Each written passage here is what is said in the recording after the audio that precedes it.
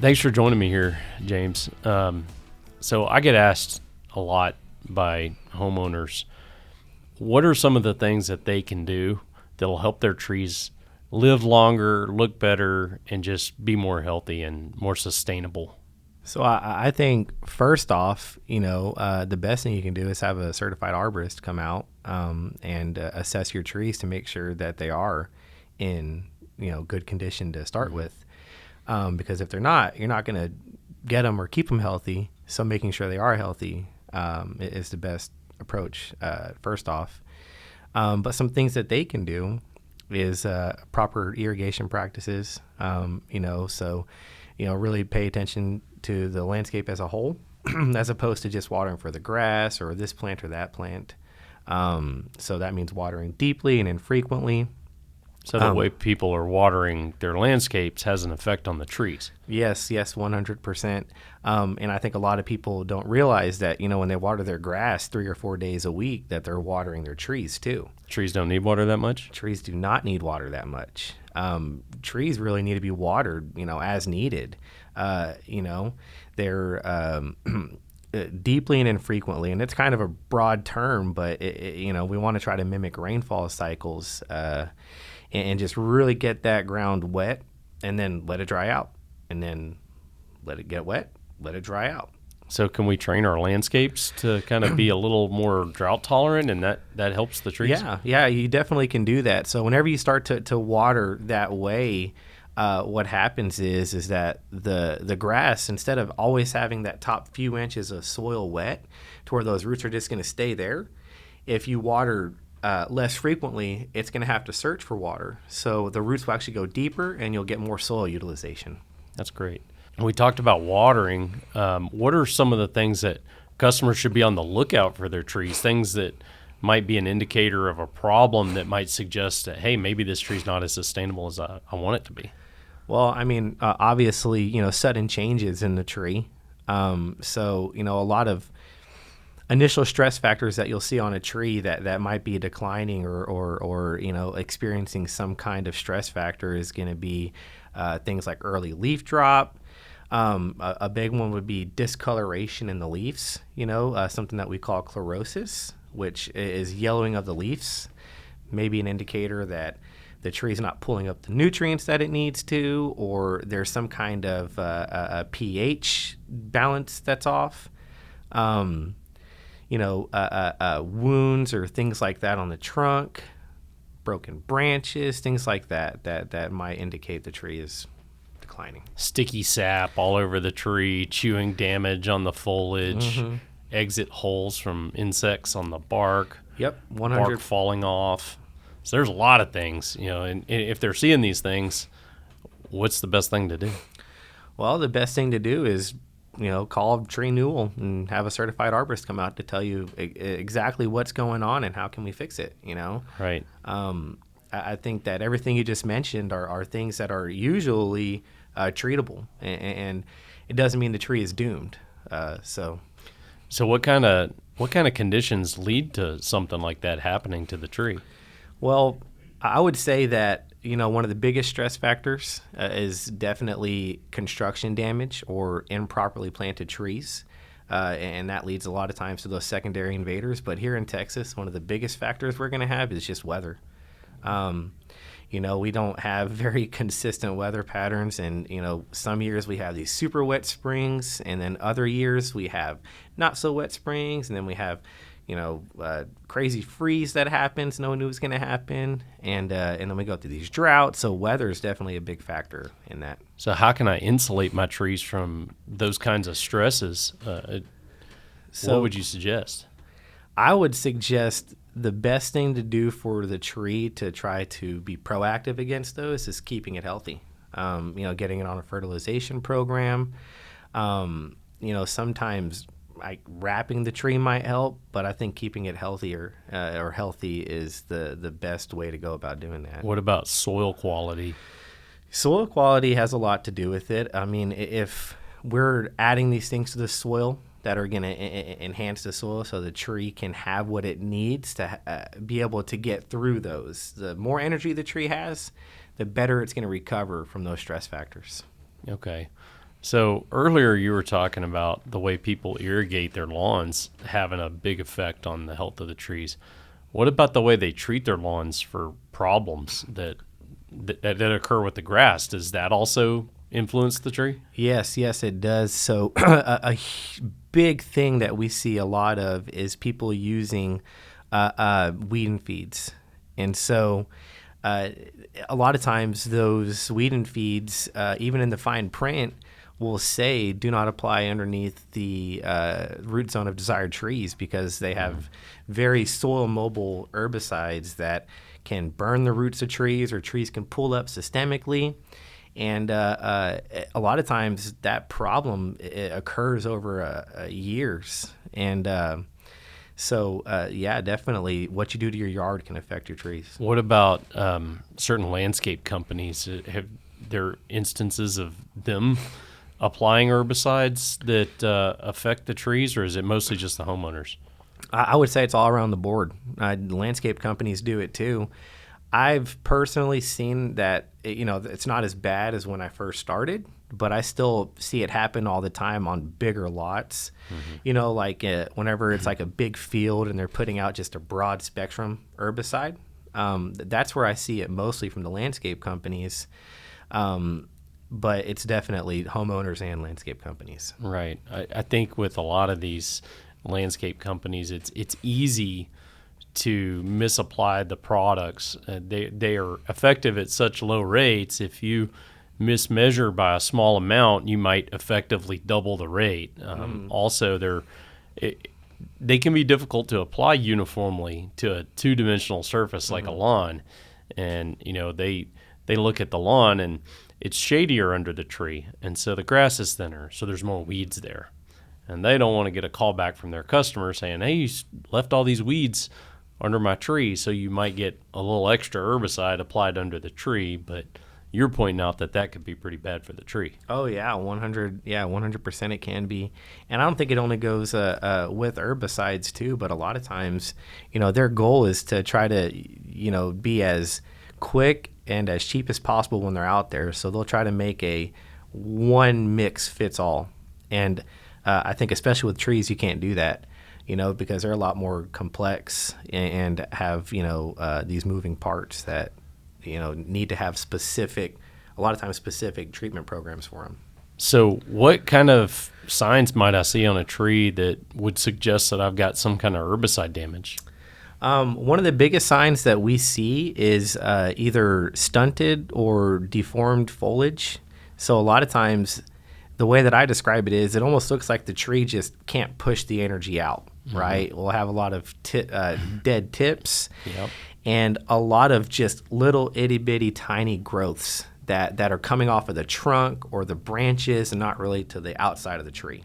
Right. Almost. It's also got kind of a delayed bud break effect. Yep, the tree will be alive, and you can actually see the buds trying to open, but they can't, like it's being restricted. Right. What else? Can you see curling of leaves or scorch or anything like that? Yeah, definitely. You can see, so the curling of the leaves is a pretty big one too. Like I said, deformed leaves that are either really, really big, curled up, small, just don't look right? It's not, they're inconsistent throughout the tree.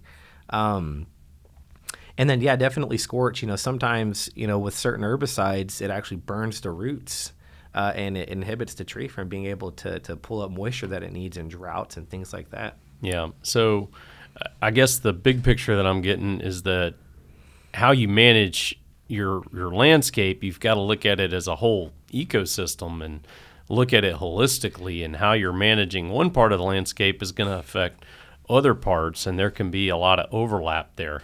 Yeah, I completely. Yeah, that's exactly what I'm getting at. And for example, right, something on the north side of the house, your yard, may not need as much water as if you have a south-facing backyard, right? So if you're watering those two areas the same, and then you have a tree in that same yard that it doesn't like to have that much moisture, and you have the same tree in the backyard that's south-facing. One of them could be stressed, the other could not. Right. So is pruning an important part of making sure a tree is staying sustainable in your landscape? Yeah. Pruning is definitely an important part of that. We want to one, make sure the tree is safe, right? So a tree with large dead limbs and broken limbs and things like that, not very sustainable, because if that were to fall or break, then you're going to cause damage or bodily harm. But also getting dead wood out and things like that are going to make it easier for the tree to do the processes that it needs to do to seal up those wounds. So we're not worried about any major decay or easy pathways for pathogens and insects to enter the tree. Okay. Should I be making big removal cuts on big scaffold limbs if I need to get more light down to the grass? Sunlight penetration as an objective is, I think, a lot of times misconceived, because it's very difficult to try to get more sunlight penetration on a large tree. I don't think that it depends on where the sun is. If you're gonna reduce or remove that branch to try to maybe lift the canopy to get more east or west sunlight, it may increase the amount of sunlight that's hitting that grass, but I found that it's a pretty hard objective. Okay, so if I go and remove a bunch of big branches and go and thin the canopy, is that going to have an effect on the tree sustainability? Yes, yeah, right there, it's kind of what we talked about earlier. You're watering for the grass. You're just kind of thinking about the grass. Over pruning is a big problem with tree sustainability. The less leaves a tree has, the less energy it's going to have, right? So I would say that my goal usually is to find out what your objective is and then prune the least amount possible to accomplish that goal. So we can leave as much foliage on the tree as possible so it can have more energy. So James, what benefits might a customer expect after they've invested in professional tree care services to keep their trees sustainable? So some things that a customer could expect would be healthier and happier and better looking trees. After we've been on a consistent program, and when we're talking about the urban landscape, one of the things that is very desirable is aesthetically pleasing trees. Homeowners enjoy it. It creates more enjoyment of their property. It improves their property value. There's economic benefits from evaporative cooling and shading in the house. Yeah. And, whenever it comes to selling your house too, right? I mean, people, they love trees. I don't mean a lot of people that hate trees. There are some, but people love trees. So you pull up to a house that you might be selling, they look at the tree. They can tell it's been well taken care of. And it's more appealing than the house across the street that has no trees or trees been butchered. Yeah. I think it's also kind of an indicator that when your trees and your outdoor landscape are well kept, I think a prospective buyer might look at your house and say, well, if they took care of the outside, they probably did a pretty good job of taking care of the house too. That's a very good point. That makes a lot of sense. If you're willing to invest in your outside and on trees, which is probably one of the most neglected parts of your landscape, I think it's going to say a lot about that person and the house. I think you're right. So when we look at these larger HOA properties, they can be very big and dynamic. There's a lot of different tree species, a lot of things going on. There's challenges with, how the landscapes are maintained. What kind of benefits would there be to having one sole tree provider on a property like that? Well, I think the biggest benefit is going to be consistency. A lot of times we'll get on these properties where, we can see old tree tags or, we can see that a tree might have had some kind of treatment done on it, but we have no idea what it is, right? So, at that point we're like, okay, well, how do we find this information out? Do you guys have a spreadsheet? Do you have something like that? So by using one sole tree service provider on a large community like that, I think that, having all the information available from one person that knows what they're doing and how to maintain those trees properly is probably the biggest benefit. but also knowing when these things need to be done. Because when it comes to tree maintenance, there's very specific time frames that we have to do certain things. So if you have one guy in spring that wants to do X treatment, we don't know if that was done, and you bring in another guy in fall and they want to do the same thing. They might both work, but this one could still be working for you, and it's just an expense that you guys don't need to do again. Right. So by being able to identify each tree by a tag number, we're better able to manage the maintenance activities on those trees and not waste money, and know when we're going to need to do more maintenance or more plant health treatments on that tree, so that the HOA is able to budget for that.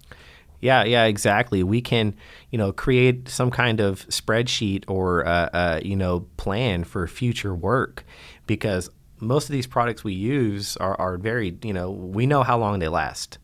So we can, get 2 or 3 years in plan for you, so that you guys know exactly what to budget for over the next couple of years. And you'll know exactly when this was done, what's taken care of, which tree it was when it was taken care of. Right. And having the work done by the same company is going to be beneficial too. Yeah, it's consistent work. I mean, you're going to get the same thing every time, and especially with TreeNewal, you're going to get it done right. So you're not going to have some trees over pruned and some trees under pruned and some trees, not pruned at all. And it depends on what the objective for each group of trees is going to be. But we're gonna prune them to meet your objective in the correct way. Great. So if a customer wants to know more about managing HOAs or about keeping trees sustainable, what can they do? So they can go to TreeNewal.com and get in contact with our customer service team to set up an appointment with the certified arborist. Great. Thank you for coming today. Yeah.